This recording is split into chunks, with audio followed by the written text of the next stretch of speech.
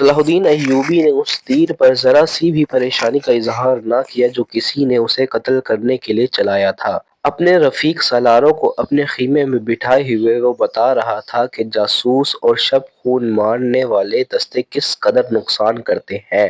وہ کہہ رہا تھا، میں علی بن سفیان کو ایک ہدایت دے چکا ہوں لیکن اس پر عمل درآمد نہیں ہو سکا کیونکہ فوراً ہی مجھے اس حملے کی خبر ملی اور عمل درآمد ادھورا رہ گیا۔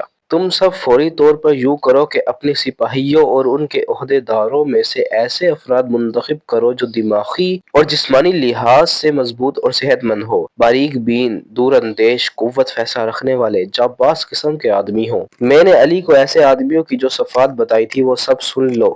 ان میں اونٹ کی مانند زیادہ سے زیادہ دن بھوک اور پیاس برداشت کرنے کی قوت ہو، چیتے کی طرح چپٹنا جانتے ہو، عقاب کی طرح ان کی نظریں تیز ہوں، خرگوش اور ہرن کی طرح دوڑ سکتے ہوں، مسلح دشمن سے ہتھیار کے بغیر بھی لڑ سکیں، ان میں شراب اور کسی دوسری نشہ آور چیز کی عادت نہ ہو، کسی لالچ میں نہ آئے، عورت کتنی ہی حسین مل جائے اور زر و جواہرات کے انبار ان کے قدموں میں لگا دیے جائے، وہ نظر اپنے فرض پر رکھے۔ اپنے دوستوں اور ان کے کمانداروں کو خاص طور پر ذہن نشین کرواؤ کہ عیسائی بڑی ہی خوبصورت اور جوان لڑکیوں کو جاسوسی کے لیے اور فوجوں میں بے اطمینانی پھیلانے کے لیے اور عسکریوں کو جذبے کے لحاظ سے بیکار کرنے کے لیے استعمال کر رہے ہیں۔ میں نے مسلمان میں یہ کمزوری دیکھی ہے کہ عورت کے آگے ہتھیار ڈال دیتے ہیں۔ میں مسلمان عورت کو اس مقاصد کے لیے دشمن کے علاقے میں کبھی نہیں بھیجوں گا۔ ہم عصمتوں کے محافظ ہیں، عصمت کو ہتھیار نہیں بنائیں گے۔ علی بن سفیان نے چند ایک لڑکیاں رکھی ہوئی ہیں لیکن وہ مسلمان نہیں اور وہ عیسائی بھی نہیں، مگر میں عورت کا قائل نہیں۔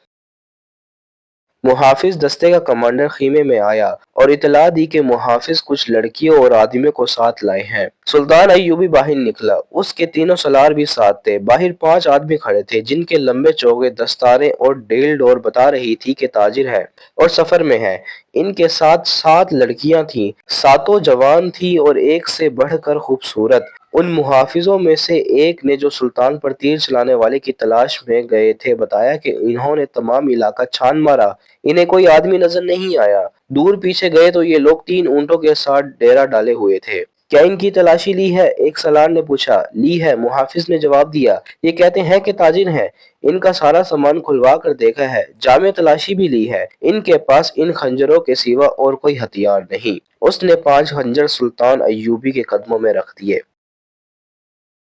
ہم مراکش کے تاجر ہیں، ایک تاجر نے کہا، سکندریہ تک جائیں گے۔ 2 روز گزرے، ہمارا قیام یہاں سے 10 کوس پیچھے تھا۔ پرسوں شام یہ لڑکیاں ہمارے پاس آئیں، ان کے کپڑے بھیگے ہوئے تھے۔ انہوں نے بتایا کہ یہ سسلی کی رہنے والی ہیں۔ انہیں عیسائی فوج کا ایک کماندار گھروں سے پکڑ کر ساتھ لے آیا اور ایک بحری جہاز میں جا سوار کیا۔ ان کے ماں باپ غریب ہیں۔ یہ کہتی ہیں کہ بے شمار جہاز اور کشتیاں چل پڑی۔ لڑکیوں والے جہاز میں چند اور کماندار قسم کے آدمی تھے اور ان کی فوج بھی تھی۔ وہ سب ان لڑکیوں کے ساتھ شراب پی کر عیش و عشرت کرتے رہے۔ اس ساحل کے قریب آئے تو جہازوں پر آگ کے گولے گرنے لگے۔ تمام لوگ جہازوں سے سمندر میں کودنے لگے۔ ان لڑکیوں کو انہوں نے ایک کشتی میں بٹھا کر جہاز سے سمندر میں اتار دیا۔ یہ بتاتی ہیں کہ انہیں کشتی چلانی نہیں آتی تھی۔ کشتی سمندر میں ڈولتی اور بھٹکتی رہی، پھر ایک روز خود ہی ساحل سے آ لگی۔ ہمارا قیام ساحل کے ساتھ تھا۔ یہ ہمارے پاس آ گئی، بہت ہی بری حالت میں تھی۔ ہم نے انہیں پناہ میں لے لیا۔ انہیں ہم دھتکار تو نہیں سکتے تھے۔ ہمیں کچھ سمجھ نہیں آ رہی تھی کہ ان کا کیا کریں۔ پچھلے پڑاؤ سے یہاں تک انہیں ساتھ لائے ہیں۔ یہ سوار آ گئے اور ہمارے سامان کی تلاشی لینے لگے۔ ہم نے ان سے تلاشی کی وجہ پوچھی تو انہوں نے بتایا کہ سلطان صلاح الدین ایوبی امیر مصر کا حکم ہے۔ ہم نے ان کی منت سماج کی کہ ہمیں اپنے سلطان کے حضور لے چلو۔ ہم عرض کریں گے کہ ان لڑکیوں کو اپنی پناہ میں لے لیں۔ ہم سفر میں ہیں، انہیں کہاں کہاں لیے پھریں گے۔ لڑکیوں سے پوچھا تو وہ سسلی کی زبان بول رہی تھی۔ وہ ڈری ڈری سی لگتی تھی۔ ان میں سے 2-3 اکٹھی ہی بولنے لگی۔ صلاح الدین ایوبی نے تاجروں سے پوچھا کہ ان کی زبان کون سمجھتا ہے؟ ایک نے بتایا کہ صرف میں سمجھتا ہوں۔ یہ التجا کر رہی ہے کہ سلطان انہیں اپنی پناہ میں لے لے۔ کہتی ہیں کہ ہم تاجروں کے قافلے کے ساتھ نہیں جائیں گی، کہیں ایسا نہ ہو کہ راستے میں ڈاکو ہمیں اٹھا کر لے جائیں۔ ادھر جنگ بھی ہو رہی ہے، ہر طرف عیسائیوں اور مسلمانوں کے سپاہی بھاگتے دوڑتے پھر رہے ہیں۔ ہمیں سپاہیوں سے بہت ڈر آتا ہے۔ ہمیں جب گھروں سے اٹھایا گیا تھا تو ہم سب کنواری تھی۔ ان فوجیوں نے بحری جہاز میں ہمیں طوائف طائفے بنا رکھا ہے۔ ایک لڑکی نے کچھ کہا تو اس کی زبان جاننے والے تاجر نے سلطان ایوبی سے کہا، یہ کہتی ہے کہ ہمیں مسلمانوں کے بادشاہ تک پہنچا دو، ہو سکتا ہے اس کے دل میں رحم آ جائے۔ ایک اور لڑکی بول پڑی، اس کی آواز رنہانی ہوئی تھی۔ تاجر نے کہا، یہ کہتی ہے کہ ہمیں عیسائی سپاہیوں کے حوالے نہ کیا جائے، میں مسلمان ہو جاؤں گی بشرطیکہ کہ کوئی اچھی حیثیت والا مسلمان میرے ساتھ شادی کر لے۔ دو تین لڑکیاں پیچھے کھڑی منہ چھپانے کی کوشش کر رہی تھیں، ان کے چہروں پر گھبراہٹ تھی، بات کرتے شرماتی یا ڈرتی تھیں۔ صلاح الدین ایوبی نے تاجر سے کہا، انہیں کہو کہ یہ عیسائیوں کے پاس نہیں جانا چاہتی، ہم انہیں اسلام قبول کرنے پر مجبور نہیں کر سکتے۔ یہ لڑکی جو کہہ رہی ہے کہ مسلمان ہو جاؤں گی بشرطیکہ کوئی مسلمان اس کے ساتھ شادی کر لے، اسے کہو کہ میں اس کی پیشکش قبول نہیں کر سکتا۔ یہ خوف اور مجبوری کے عالم میں اسلام قبول کرنا چاہتی ہے۔ انہیں بتاؤ کہ انہیں مجھ پر اعتماد ہے تو میں انہیں اسلام کی بیٹیوں کی طرح پناہ میں لیتا ہوں۔ اپنے دارالحکومت میں جا کر یہ انتظام کر دوں گا کہ انہیں عیسائی راہبوں یا کسی پادری کے پاس بھجوا دوں گا۔ پادری یروشلم میں ہوں گے۔ دوسری صورت یہ ہے کہ جب عیسائی قیدیوں کو آزاد کیا جائے گا تو میں کوشش کروں گا کہ ان کی شادیاں قابل اعتماد اور اچھی حیثیت کے قیدیوں کے ساتھ کر دوں۔ انہیں یہ بھی بتا دو کہ کسی مسلمان کو ان سے ملنے کی اجازت نہیں ہوگی اور نہ انہیں اجازت ہوگی کہ کسی مسلمان سے ملے۔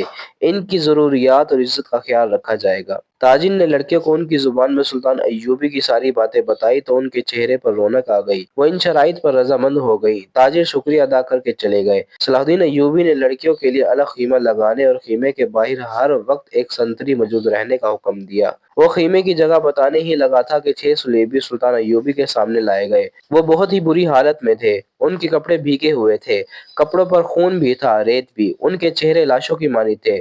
ان کے متعلق بتایا گیا کہ 1.5-2 میل دور ساحل پر بے سدھ پڑے تھے۔ وہ ٹوٹی ہوئی کشتی پر تیر رہے تھے۔ ایک دن کشتی پانی بھر جانے سے ڈوب گئی۔ یہ سب تیر کر ساحل تک پہنچے۔ کشتی میں 22 آدمی سوار تھے، صرف یہ 6 زندہ بچے۔ ان سے چلا نہیں جاتا تھا۔ یہ سلیبی لشکر کے سپاہی تھے۔ وہ سب دھڑام سے بیٹھ گئے۔ ان میں سے ایک چہرے مہرے سے لگتا تھا کہ معمولی سپاہی نہیں ہے۔ وہ کہہ رہا تھا، اس کے کپڑوں پر خون کا ایک دھبا بھی نہ تھا۔ مگر زخمیوں سے زیادہ تکلیف میں معلوم ہوتا تھا۔ اس نے 7 لڑکیوں کو غور سے دیکھا اور پھر کہانے لگا۔ یہ صلاح الدین ایوبی کا حکم تھا کہ ہر ایک قیدی اسے دکھایا جائے۔ چونکہ قیدی ابھی تک سمندر سے بچ بچ کر نکل رہے تھے، اس لیے ہر ایک قیدی سلطان ایوبی کے سامنے لایا جاتا تھا۔ اس نے ان قیدیوں کو بھی دیکھا، کسی سے کوئی بات نہ کی، البتہ اس قیدی کو جو سب سے زیادہ کرا رہا تھا اور جس کے جسم پر کوئی زخم نہ تھا، سلطان نے غور سے دیکھا اور آہستہ سے اپنے سالاروں سے کہا، علی بن سفیان ابھی تک نہیں آیا۔ ان تمام قیدیوں سے جو اب تک ہمارے پاس آ چکے ہیں بہت کچھ پوچھنا ہے، ان سے معلومات لینی ہے۔ اس نے اس قیدی کی طرف دیکھ کر کہا، یہ آدمی کماندار معلوم ہوتا ہے، اسے نظر میں رکھنا اور جب علی بن سفیان آئے تو اسے کہنا کہ اس پر تفصیلی پوچھ گچھ کرے۔ معلوم ہوتا ہے کہ اسے اندر کی چوٹیں آئی ہیں، شاید پسلیاں ٹوٹی ہیں۔